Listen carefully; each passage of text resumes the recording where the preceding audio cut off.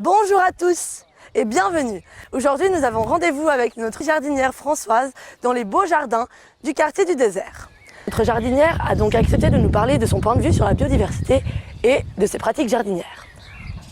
Elle va arriver d'une minute à l'autre.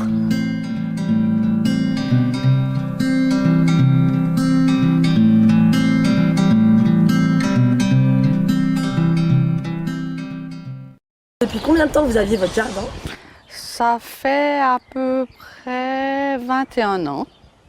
Depuis le début, j'ai vu quand ils l'ont construit, quand ils ont tout rénové les murs, quand ils l'ont créé ou recréé, vu que c'était avant le jardin du paysan qui était à l'abandon.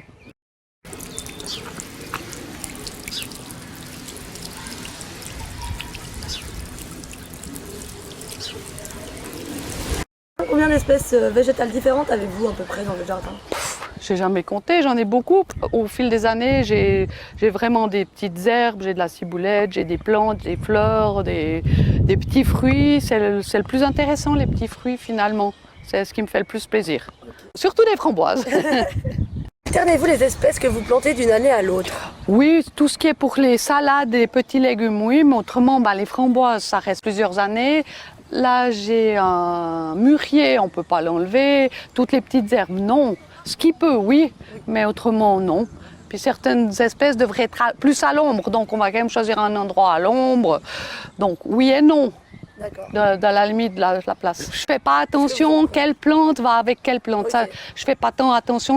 On n'a pas vraiment la place, parce que je sais que si on met certaines plantes avec d'autres plantes, ça va mieux pousser ou protéger des maladies et tout, mais c'est difficile quand le jardin est petit finalement. La présence d'insectes tels que des coccinelles ou des abeilles dans votre jardin ? Oui, des abeilles, sur les fleurs, surtout sur la bourrache et sur la lavande, sur les fleurs. Okay. Oui. Les coccinelles, ça dépend les périodes. Quand il y en a une, après c'est bon, il faut déjà qu'il y ait les pucerons pour que les coccinelles arrivent.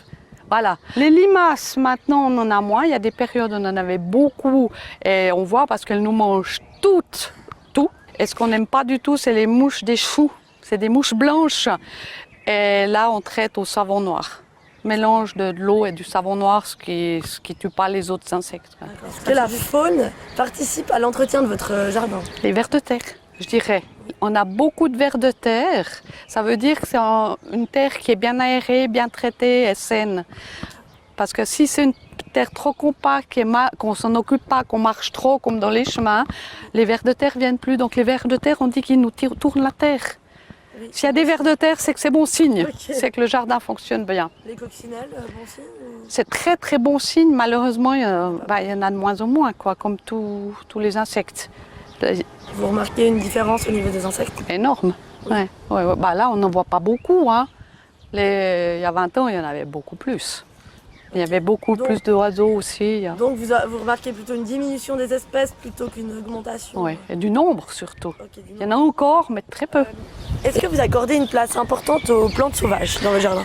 Non, parce que dans un potager, si on les laisse venir, elles s'épanouissent, on les arrose et après, il n'y a plus rien qui pousse. Oui. Donc les plantes sauvages dans un potager, c'est souvent une mauvaise herbe qu'on essaye d'éliminer. Okay. Parce que le but, c'est d'avoir des légumes et quelque chose à manger. Oui. Parce que souvent, les plantes sauvages qui viennent d'elles-mêmes sont plus résistantes et plus solides que les plantes qu'on plante. Elles prennent le dessus, on n'a plus rien. Si vous regardez ici, c'est tout du sauvage. Donc voilà, après on n'a plus rien. Puis ça pousse et à un moment donné ça étouffe tout le reste. Okay. Mais la même chose, les encolis, elles sont venues toutes seules là-bas, c'est des belles fleurs, je trouvais ça merveilleux. Donc je les ai laissées, elles étaient en train de prendre le dessus sur les framboisiers et il a fallu aller enlever les racines qui étaient en train de tout coloniser. Alors pour moi c'était des belles fleurs que j'adorais et finalement ça a étouffé tout le reste. Pour vous, qu'est-ce que ça représente la biodiversité ? Qu'il y ait toutes les espèces qui restent sur Terre comme c'était à l'époque, que tout continue, que l'équilibre finalement de la nature et que l'homme ne s'y mette pas trop dedans, puis que les animaux puissent y vivre. Et ici on est encore un quartier où il y a beaucoup d'animaux qui peuvent trouver leur place.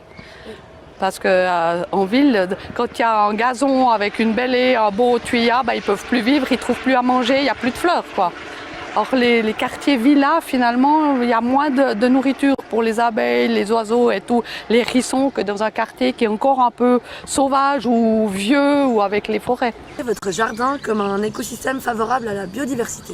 Oui, parce que j'ai plein de sortes de plantes. J'ai des plantes qui servent, en guillemets, à rien, des fleurs et tout. Je cherche pas du tout le rendement, je cherche que ça me plaise, que ça soit nature, que ça va dans tous les sens, comme elles aiment les plantes.